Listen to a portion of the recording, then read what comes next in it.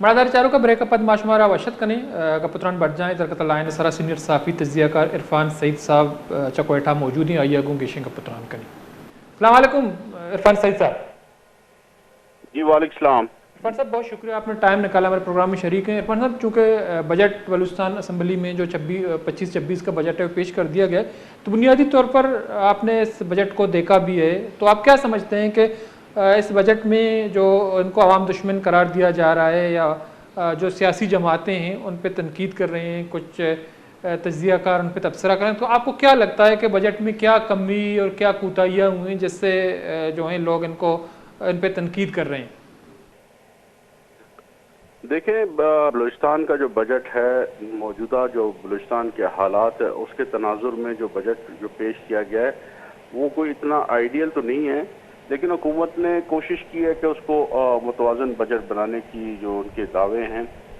لیکن میں سمجھتا ہوں کہ جہاں بلوچستان میں ایک طرف اتنے برے حالات ہوں, یہاں پہ کوئٹہ سمیت صوبے بھر کے جو بڑے شہر ہیں, جو علاقے ہیں, وہ ابھی بھی پسماندگی کا منظر پیش کرتے ہیں. تو ایسے حالات میں بلوچستان میں جب ایک طرف انسرجنسی بھی ہو اور لوگوں کو مطمئن کرنے کے لیے سمجھتا ہوں کہ ایسے پروجیکٹس آنے چاہیے جس سے براہ راست لوگوں کو, عوام کو فائدہ ہو. لیکن ابھی آپ بتا رہے ہیں, دیکھیں اب بجٹ میں بھی جس طرح سرپلس بتایا گیا 36 ارب روپے جو سرپلس ہے, تو سرپلس بجٹ جو ہوتا ہے یہ تو میں سمجھتا ہوں کہ یہ ایڈمنسٹریشن کی, حکومتوں کی یا پی این ڈی کی ناکامی سے کہا جا سکتا ہے, کیونکہ سرپلس بجٹ اس وقت ہوتا ہے جب آپ کے پاس اہلیت نہ ہو اپنے منصوبے مکمل کرنے کی یا نئے منصوبے اس میں شامل کرنے کی. تو جب آپ نہیں کر سکتے تو یہ آپ کی ایک قسم کی نالائکی ہوتی ہے. تو یہ بھی ایک چیز مد نظر رکھنی چاہیے کہ سرپلس بجٹ کوئی اس میں کوئی خاصیت نہیں ہوتی کہ جی ہم نے سرپلس بجٹ پیش کیا, بلکہ یہ آپ اپنی کوتاہی اور اپنی جو ہے نالائکی کو ظاہر کرتے ہیں کہ آپ اپنے بجٹ کو صحیح طریقے سے استعمال ہی نہیں کر سکے. دوسری جانب آپ نے جو اس مرتبہ موجودہ حکومت دعویٰ کر رہی ہے کہ ہم نے 100% جو غیر ترقیاتی جو بجٹ تھا اس کا استعمال کیا ہے. تو اچھی بات ہے جی, 100% آپ نے جو ترقیاتی بجٹ کا جو فنڈز جو ہے 100% ریلیز ہوئے اور اس کا آپ نے استعمال کیا.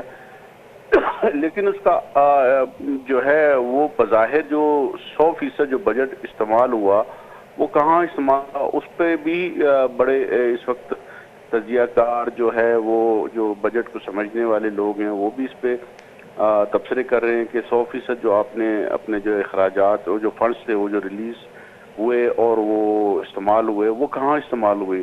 یہ بہت بڑا سوالیہ نشان ہے. وہ کچھ ایسے پروجیکٹس ہیں جن کو عوامی نوعیت کے پروجیکٹس تو کہا جا سکتا ہے, لیکن وہ بظاہر ابھی تک ان کا کوئی آؤٹ پٹ ہمیں نظر نہیں آ رہا. تو یہ کچھ چیزیں ہیں. لا اینڈ آرڈر پہ آپ نے فوکس کیا ہے, ہیلتھ پہ آپ نے کہا کہ جی فوکس کریں گے. ہیلتھ کی حالت یہ ہے کہ آپ کا civil hospital Quetta, B M C hospital Quetta جو ہے یہاں پر بری حالت ہے. ایجوکیشن کی اگر بات کریں, میری آواز آ رہی ہے؟ جی آ رہی ہے عرفان صاحب, آپ کی آواز آ رہی ہے. ایجوکیشن کی اگر آپ بات کرتے ہیں تو کتنے ہزار آپ کے اسکول بند ہے, بلڈنگیں بنائے جا رہے ہیں, بلڈنگوں سے اسکول کی جو ہے ایجوکیشن ڈپارٹمنٹ کی حالت نہیں بدلے گی. آپ کے جو پہلے سے جو بند اسکول ہیں ان کو فعال کرنے کی ضرورت ہے. کئی آپ کے علاقوں میں اسکولوں میں پینے کا پانی نہیں ہے, واش روم نہیں ہے, بچیوں کے اسکول جو ہیں وہ ایک ٹیچرز پر مشتمل ہیں. تو ایجوکیشن کی حالت کو بہتر کرنے کے لیے ضروری ہے کہ آپ اپنے سٹاف کی حاضری کو یقینی بنائیں. کتنے گھوسٹ ملازمین ہیں آپ کے, ان پہ آپ فوکس کریں. تو یہ ڈپارٹمنٹس کی جب تک آپ کو کارکردگی سے بلڈنگوں سے یا بلڈنگ بنانے سے نہیں ہوگی, کیونکہ بلڈنگ بنانے میں کچھ لوگوں کے فائدے ضرور ہوتے ہیں. بلڈنگ بنائی, اس کو کھنڈرات میں بدل دیا اور اس کا کوئی بعد میں کوئی والی وارث نہیں ہوتا. تو بلڈنگیں بنانے سے محکموں کی کارکردگی بہتر نہیں ہوتی, بلکہ کوالٹی ایجوکیشن جو دینی ہے لوگوں بچوں کو وہ اس پر فوکس ہونا چاہیے. ٹیچر جو اسکولوں میں نہیں آتے ان پہ آپ ایکشن لیں. جو بلڈنگیں اس وقت بند پڑی ہیں ان کو فعال کریں. تو میں سمجھتا ہوں اسی طرح ہیلتھ کی میں نے جس طرح پہلے کہا کہ سول اور بی ایم سی 2 بڑے ہاسپٹل ہے, یہاں پہ آپ حالت دیکھیں کیا ہے. لوگوں کو میڈیسن نہیں ملتی, डॉक्टर्स नहीं हैं, वहाँ पे स्टाफ नहीं है। तो ये चीज़ें पहले गवर्नमेंट को इन चीज़ों पे फोकस करे, उसके बाद फिर जो जो नीड्स हैं, जहाँ जहाँ ज़रूरत है, उस सेक्टर में जाके आप हेल्थ में भी पैसा खर्च करें। मेडिसिन आपके पास है नहीं है, सिविल हॉस्पिटल और बीएमसी की मैं बड़ी मिसाल दे रहा हूँ, सूबे के सबसे बड़े हॉस्पिटल है, यहाँ पे मेडिसिन लोगों के आपने 6 अरब से 8 अरब रुपये उसका बजट कर दिया अद्वियात के लिए। तो ये पहला वाला जो 6 अरब था वो कितने, उस पर कितने लोग मुस्तफीद हो रहे हैं। तो इस किस्म की चीज़ें हैं। हम तनकीद नहीं, हम बल्कि तनकीद बराए इस्लाह पे यकीन रखते हैं कि अगर हुकूमत, यकीनन वहाँ पे हुकूमत में भी जो लोग बैठे हैं या जो ब्यूरोक्रेसी में जो बैठे हैं, जो बजट बनाते हैं, जो फाइनेंस को बेहतर तौर पे समझते हैं, आज उनको भी इस चीज़ पे सोचना चाहिए कि बलूचिस्तान के हालात जिस तरीके से रोज़ बरोज़ ख़राब हो रहे हैं, इस पे नौजवान को आपने इंगेज करना है, अपने नौजवानों को रोज़गार के मौके फ़राहम करने हैं, उनको तालीम के मौके फ़राहम करने हैं।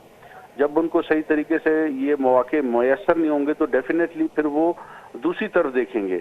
तो यही वक्त और हालात का तकाजा है बलूचिस्तान के कि आप इन लोगों को इंगेज करें, ख़ासतौर पर यूथ को। तो यूथ के लिए रोज़गार के ज़्यादा से ज़्यादा मौके फ़राहम होने चाहिए। आपने बजट में ही कह दिया कि 6000 असामियाँ आपने ख़त्म कर दी IMF की हदायत पर। तो ये चले ठीक है जी, वो IMF की हदायत पर आपने 6000 असामियाँ ख़त्म कर दी, मज़ीद कितनी असामियाँ पैदा की हैं और उस पर जो भर्ती का जो अमल है वो कितना शफाफ है। ये वो सवालात है जो आज भी नौजवानों के जहनों में, नौजवान डिग्रियां ले लेके घूम रहे हैं। वो ये कहते हैं कि हम जमा भी करा दे, सब कुछ हो गया, लेकिन हमें पता है कि हमें मौका मिलना ही नहीं। तो ऐसा एक निज़ाम होना चाहिए जिससे नौजवान भी मुतमईन हो, आपके बेरोज़गारी में भी किसी हद तक खात्मा हो। देखिए प्राइवेट सेक्टर भी इस वक्त जो जो ये हालात अबतरी की तरफ जा रहे हैं, प्राइवेट सेक्टर भी तबाही की तरफ गामज़न है। तो ये अब प्राइवेट सेक्टर पे पहले गवर्नमेंट इन्हिसार करती थी कि प्राइवेट सेक्टर पे लोगों को रोज़गार के मौके मिलेंगे, अब तो वो मौके भी कम होते जा रहे हैं। जो जिस तरीके से जो एक बहरान पैदा हुआ है पूरे दुनिया में और बिलखसूस पाकिस्तान में, तो प्राइवेट सेक्टर के पास भी अब तक वो अब उनके पास वो मौके नहीं है जो नौजवानों को दे सकते हैं। तो हुकूमत को ही इस पर अपनाना है, कोई पॉलिसी बनानी पड़ेगी ताकि नौजवान मुतमईन हो, मेरिट पर लोगों की भर्तियां हों। और वो जो बेरोज़गारी का जो एक बहुत बड़ा इस वक्त भी आपके पास कितने हज़ार नौजवान जो बेरोज़गार घूम रहे हैं, और डेफिनेटली इसका जो है बैड इम्पैक्ट जो है वो फिर आगे चंद सालों में मज़ीद पड़ेगा। जब नौजवान तालीम करके अपने बूढ़े वालिदैन की जो उनकी कमाई से वो बेचारे अपनी तालीम मुकम्मल करते हैं, और इस वक्त जब वो फिर बेरोज़गारी के दलदल में धंसते जा रहे, तो इसके बुरे असरात माशरे पर मुरतब होते हैं। तो हुकूमत को कोई ऐसी पॉलिसीज़ बनानी चाहिए। बहरहाल एक जो हुकूमत की जो एक पॉलिसी है, मुझे वो बड़ी, मैं इसको अप्रिशिएट करूँगा कि भाई ये जो नौजवानों को जो तरबियत दे के बैरून मुल्क भिजवाने का जो एक वज़ीर आला बलूचिस्तान का एक जो इनिशिएटिव है, ये मैं समझता हूँ ये काबिल तकलीद है, काबिल तहसीन है कि वाकई इस पे जो नौजवान हमारे जब जाएंगे बाहर, वो तरबियत हासिल करेंगे, वहाँ पे रोज़गार के उनको मौके मिलेंगे, तो इसका भी एक अच्छा इम्पैक्ट होगा। मैं समझता हूँ इस किस्म के जो प्रोग्राम्स हैं इसको अमली तौर पर जो है उस पे अमल दरामद होना चाहिए, ताकि नौजवानों के अंदर जो पाई जाने वाली बेचैनी है उसका किसी हद तक खात्मा हो। अब कोयटा सेफ सिटी प्रोजेक्ट है आपका, इसी तरह आप दूसरे शहरों में भी 8 के करीब दूसरे शहरों में भी सेफ सिटी प्रोजेक्ट्स इंट्रोड्यूस करा रहे हैं। ये भी अच्छा एक इनिशिएटिव है। तालीम, मैं बार बार तालीम और सेहत की इसलिए कहता हूँ कि ये लोगों की बराह रास्त नीड है, लोगों की ज़रूरियात है, तालीम और सेहत। जब उनको वो इन शोबों में बेहतरी लाने के लिए इनकलाबी इक़दाम की ज़रूरत है। आपके मिनिस्टर जो हैं हेल्थ वाले तो थोड़े बहुत एक्टिव होते हैं, लेकिन एजुकेशन मिनिस्टर जो है उनको भी थोड़ा सा ऐसे ऐसे इलाकों को दौरा करना चाहिए जहाँ पर स्कूल बंद है, एक्शन लिए जाने चाहिए। जो लोग गैर हाजिर हैं उनकी तनख्वाहें बंद करनी चाहिए, जो लोग ड्यूटीज़ पर नहीं आते हैं और उनके खिलाफ फौरी तौर पर एक्शन होने चाहिए। तो तब जाके इन जो है महकमों की हालत बेहतर होगी, जिस पे लोगों को भी नज़र आएगा कि वाकई हुकूमत सिर्फ आप कमरों में बैठ के बिल्डिंगें बनाने और सड़कें बनाने से मसाइल हल नहीं होंगे। سڑکیں یقیناً لوگوں کی ضرورت ہے، لیکن یہ سڑکیں جس طرح بنتی ہیں آپ کو بھی پتہ ہے، ہمیں بھی پتہ ہے، کاغذوں میں بن جاتی ہیں، پریکٹیکلی جو ہے ان کا عملی طور پر وہ اس پہ نظر نہیں آتی، گراؤنڈ پہ نظر نہیں آتی. تو میں سمجھتا ہوں کہ اس پہ سی ایم صاحب کو ایک بھرپور طریقے سے ایک مہم چلانی چاہیے، ایکشن لینا چاہیے، اور تمام اتحادیوں کو بھی اس میں اپنے ساتھ شامل رکھنا چاہیے، اور ان کے ساتھ مل کر ایک ٹیم بنا کر ان چیزوں پر عمل درآمد کیا جا سکتا ہے. یقیناً وزیر اعلیٰ بلوچستان کا ویژن تو بہت اچھا ہے، لیکن ان کے ساتھ جو ٹیم ہمیں نظر نہیں آتی، تو اور بالخصوص پہ جو ڈاکٹر صدیق صاحب، چونکہ ہم نے دیکھا کہ جو بجٹ اجلاس، اس میں اپوزیشن بالکل انہوں نے کوئی شور شرابہ بھی نہیں کی. آپ کا بھی بہت بڑا تجربہ ہے، آپ بجٹ سیشن کور کرتے آ رہے ہیں. تو بنیادی طور پر ہم نے دیکھا کہ جو اپوزیشن جماعتیں اس دفعہ انہوں نے کوئی شور شرابہ نہیں کیا، بجٹ پہ کوئی ایسی تنقید یا اجلاس کا بائیکاٹ نہیں کیا گیا. تو اس کی کیا وجہ ہے؟ آپ کیا سمجھتے ہیں کہ اپوزیشن کے جو پی ایس ڈی پی میں اسکیمات ہیں اس کو بھرپور طریقے میں شامل کیا گیا ہے، یا جو جتنی بھی اپوزیشن جماعتیں ان کو اپنا حصہ ملا ہے اس وجہ سے وہ خاموش رہے، انہوں نے کوئی ایسی شور شرابہ یا بجٹ کی کاپیاں نہیں پاڑی، بالکل پرسکون طریقے سے بجٹ اجلاس کے جو سیشن ہیں ان کو سنتے رہے؟ دیکھیں، بالکل ماضی میں بلوچستان میں یقیناً اپوزیشن ہوتی تھی، اور حکومت کو اپوزیشن کا ایک خوف ہوتا تھا، اور اسی لیے اپوزیشن بجٹ اجلاسوں میں اپنی بھرپور جو آواز کو بلند کرتے تھے. لیکن اس مرتبہ یہ تو ہم بہت شروع سے ہی کہہ رہے کہ فرینڈلی اپوزیشن ہے، یہ کوئی اپوزیشن وہ نہیں اپوزیشن کی جو ماضی کی اپوزیشن ہوا کرتی تھی.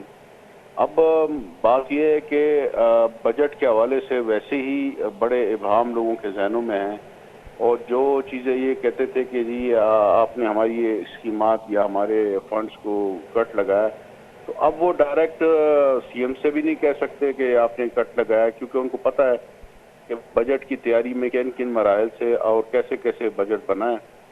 تو وہ ابھی کل جب یہ بجٹ پیش ہو رہا تھا تو میں خود اپنے چند صحافیوں کے ساتھ اپوزیشن چیمبر میں بھی گیا، اور میں ان سے یہ دریافت کرنے گیا تھا کہ کوئی بجٹ ڈاکومنٹ کوئی آپ کے پاس ہے. اب 10 منٹ بعد بجٹ پیش ہونا ہے، تو آپ کے پاس کوئی ڈاکومنٹ ہے، کوئی چیز ہمیں بتائیں کیا ہے بجٹ. ہمیں بھی نہیں پتا تھا، میڈیا کو بھی. تو اپوزیشن نے بھی بالکل لا علمی کا اظہار کیا، انہوں نے کہا جی ہمیں کچھ نہیں پتا، نہ ہمیں کوئی ایک کاغذ کا ٹکڑا بھی ہمارے پاس نہیں ہے کہ ہم اس پہ آپ کو بتا سکیں کہ یہ بجٹ ہے. تو لیکن ان کے رویوں سے، ان کے جو لگ رہا تھا ہمیں کہ وہ بڑے مطمئن تھے. کوئی اپوزیشن کی طرف سے نہ کوئی احتجاج کی بات کی گئی، نہ کوئی انہوں نے اس کو مسترد کرنے کی بات کی. خیر اجلاس جب ہو گیا تو اس کے بعد اب قائد حزب اختلاف بھی میڈیا میں آئے، تو انہوں نے کہا ہم نے تو پڑھا ہی نہیں بجٹ کو، اور یہ افسوسناک صورتحال میڈیا کے سامنے وہ بتا رہے تھے کہ جی ہمیں تو بجٹ کے بعد. تو دوستوں نے پھر یہی صحافیوں نے سوال کیا تو پھر آپ نے احتجاج کیوں نہیں کیا؟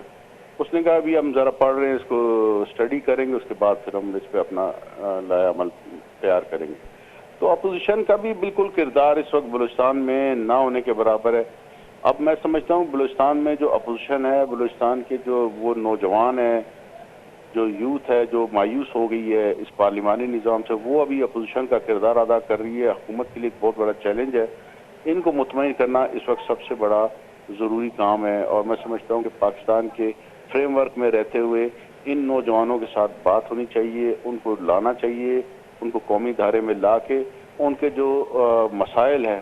ابھی بھی دیکھیں بجٹ آپ یہ چند خاندانوں میں بٹ جاتا ہے. لوگوں کا ہمیشہ سے یہ گلہ ہے، لوگ ہمیشہ سے یہی کہتے ہیں کہ یہ بجٹ ہمارے لیے نہیں بلکہ چند خاندانوں کے لیے، چند گھرانوں کے لیے ہے، چند لوگوں کے لیے جن کا بلوچستان سے کوئی لینا دینا نہیں ہے. وہ صرف سیٹیں لے کے آتے ہیں، پارلیمنٹ میں آتے ہیں، اور ان کے جو گزر بسر ہے، ان کے بچوں کی تعلیم، انہیں جو صحت کی سہولیات ہے، وہ بڑے شہروں میں یا بیرون ملک میں ان کو میسر ہیں. غریب آدمی کو تو یہاں پہ کچھ بھی میسر نہیں.